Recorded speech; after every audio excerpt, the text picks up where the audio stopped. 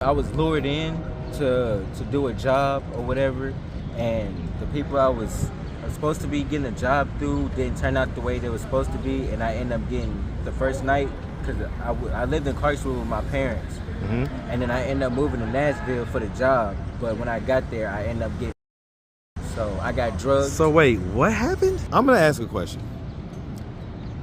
What is it that made you comfortable to tell this story now? After he took that video, he sent it to all his people. What? Yeah. And then I end up getting ran through again that same night by 3 people, and then the next day a whole nother 3 people. Wait a minute, man. I didn't expect all this. So hold on. Why did you stay? Now I'm gonna ask some tough questions, right? So as far as the next 3 guys, I mean, were you awake for those? Wow.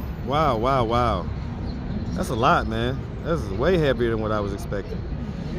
And I just asked that question because the audience always wants me to ask it, but I guess I need to start asking it more because I did not expect all that. What's up, YouTube? The B-side is monetized. I really appreciate that. Go check it out right now if you haven't. Those videos are lit. And make sure you check me out on Instagram at Marcus the Interviewer. Now back to the content. At this point, what I'm gonna do is I'm gonna separate, all right? So I'm gonna do him real quick, then I'm gonna do you afterwards, okay? All right, so you come on over here, brother.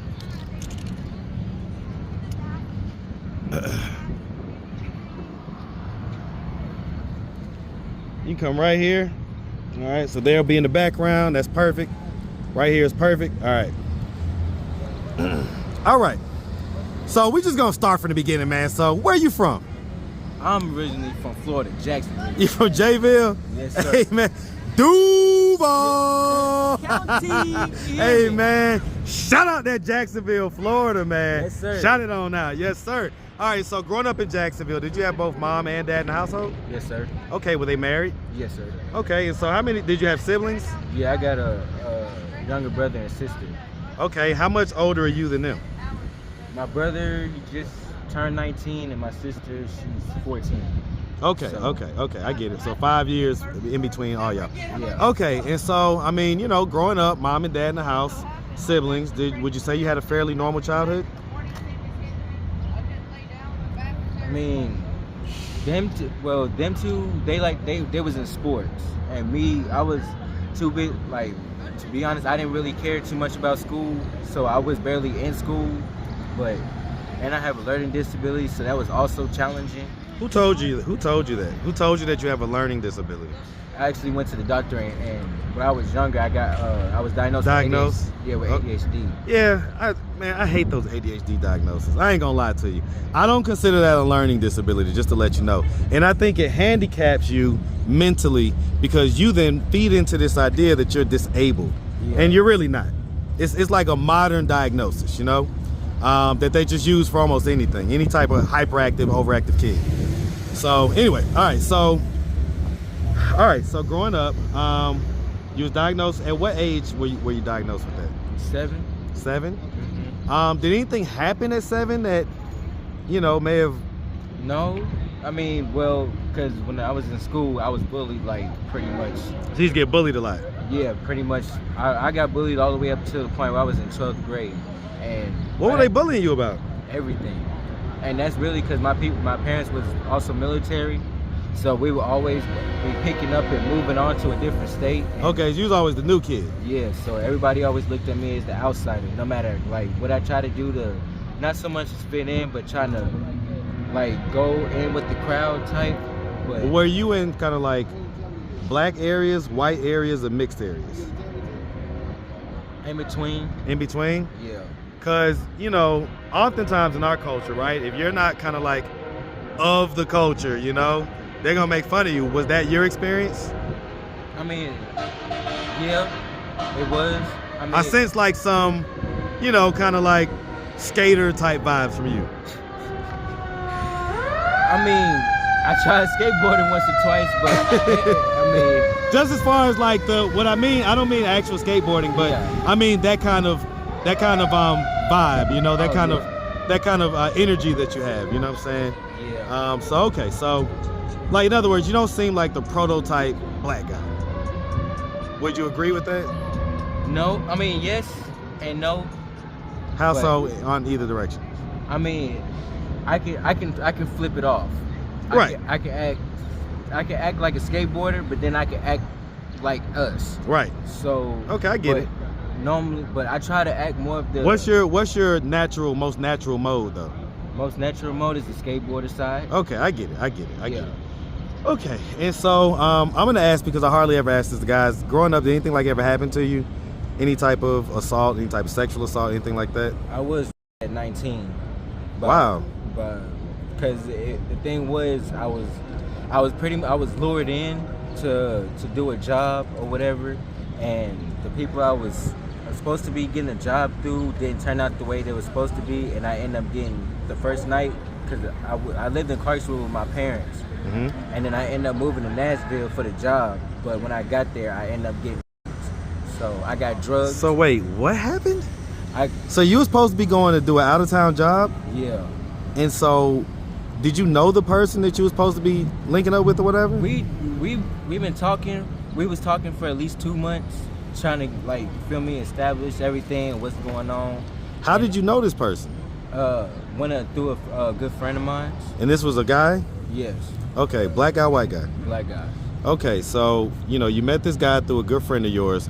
Y'all was going back and forth for a couple months about you going to Nashville and doing what? A construction job. Okay, you're supposed to be doing a construction job. When you got there, what happened? Well, when I got there, Did you get there by bus, car, Nah, plane, he train? actually drove to my mama's house and picked me up Okay, and took me back to Nashville. okay. But the thing is, I smoke weed. Right. So when I was the first night I got there, I was smoking, but the weed, it wasn't like what I normally smoke on. So like I started feeling weird, and the next thing I knew, I ended up passed out. Then when I woke up in the morning, I was laying right next to him. So how you know that you got raped? Because he had videoed it. What? I don't mean to, Yeah, he videoed it and showed me right when I woke up. Like his phone was literally already in my face by the time I opened my eyes, and the video was already playing. and it was of you getting Yes, penetrated? yes. Was you awake in the video, or was you like No, completely like limp? I was like out. I wasn't making no movements, no none of that. Cause like I said, the weed I was smoking, it wasn't.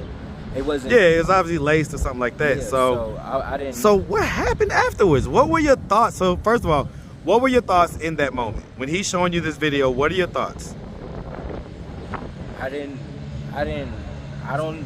To be honest, I don't know, bro. It's like, cause the whole time my mind process is like, damn, I came over here for a job and everything else. The next thing I know, I'm like, this is what I'm being showed and everything else. But the thing is, after he took that video, he sent it to all his people. What? Yeah. And then I end up getting ran through again that same night by 3 people, and then the next day a whole nother 3 people. Wait a minute, man. I didn't expect all this.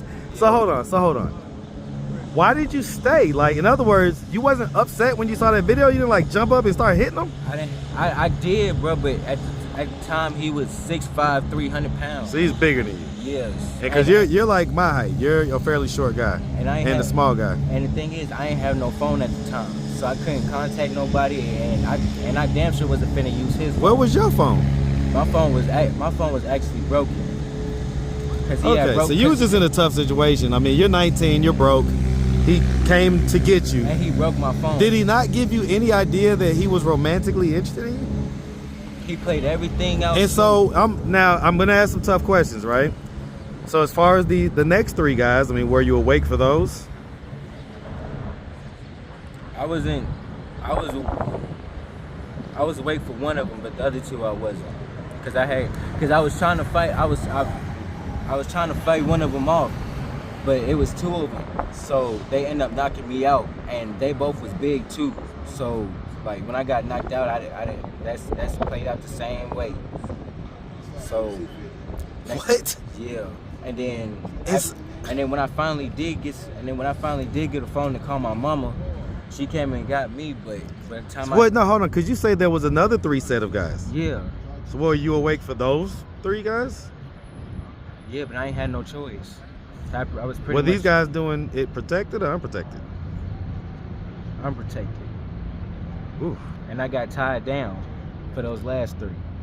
So I couldn't maneuver, I couldn't do anything. Was that the first time that you had ever had any type of sexual encounter with a male? Yeah.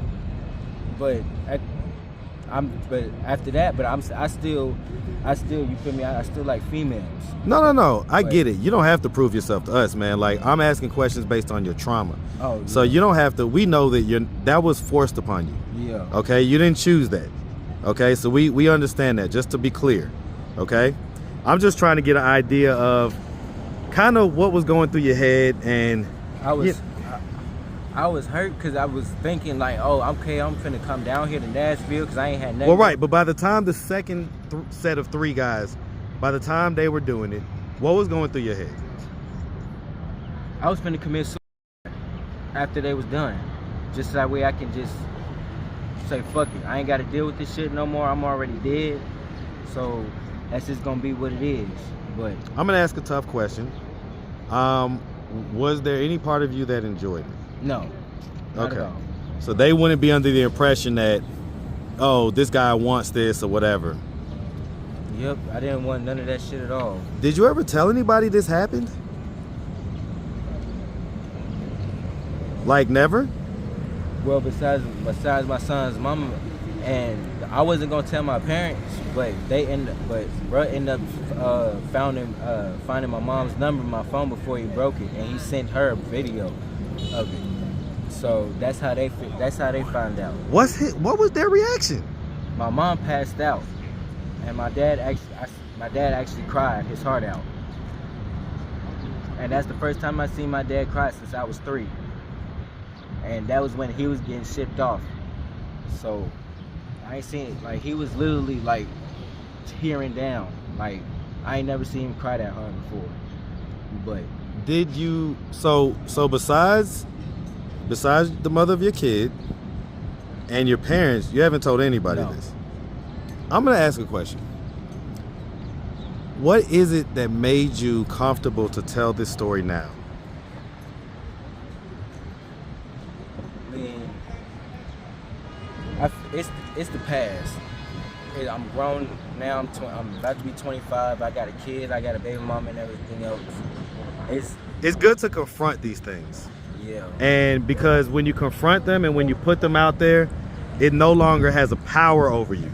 It's not this secret that you have to keep, you know? So I'm really happy that you chose to release it. I'm just always shocked when people... And then after that, I actually got strung out on drugs.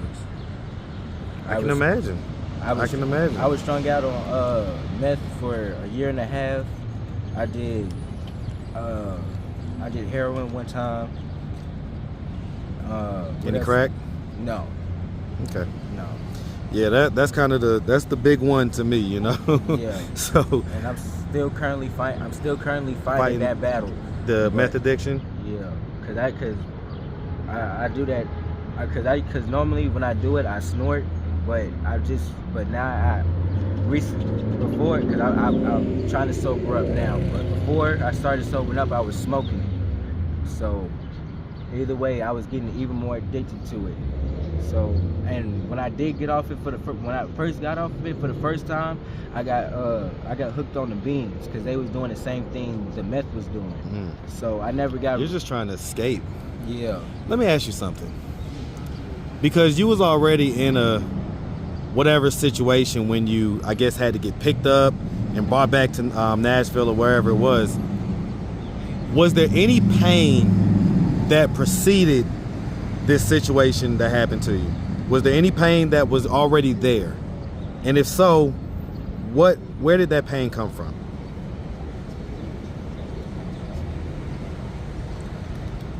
Seeing my mama cry and passed out.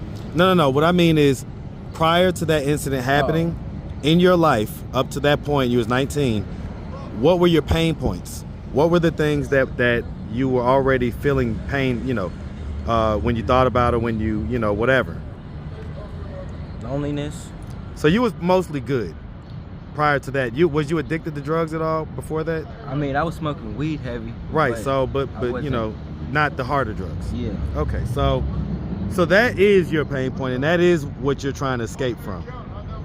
Well, I tell you what, man, it's really good to, like you say, just kind of put it out there, because that's the first step. Because as long as it's there in your head, you're gonna want to escape from it. Okay, so I'm definitely proud of you for that.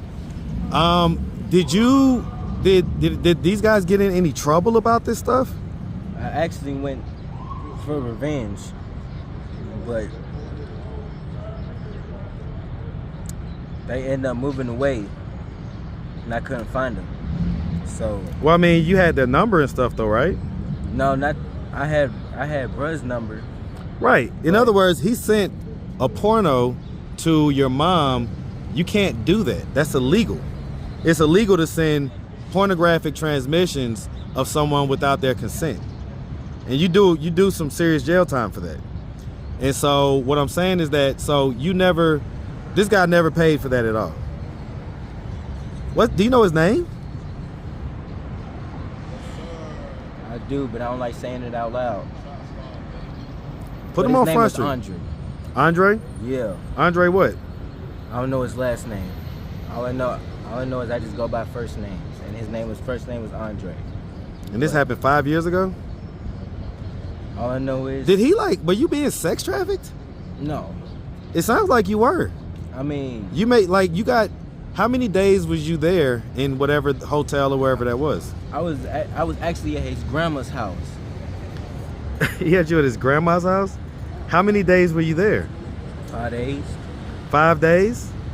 So when he wasn't doing that to you, why did you stay? At this time I didn't really know nobody in Nashville, and I ain't had no phone, so I didn't know who else to run to.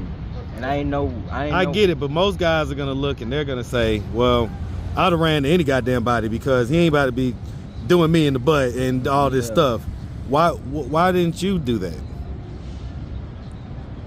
I don't know, bro. I didn't want to be there. Did he just do the penetration, or did he also make you do oral?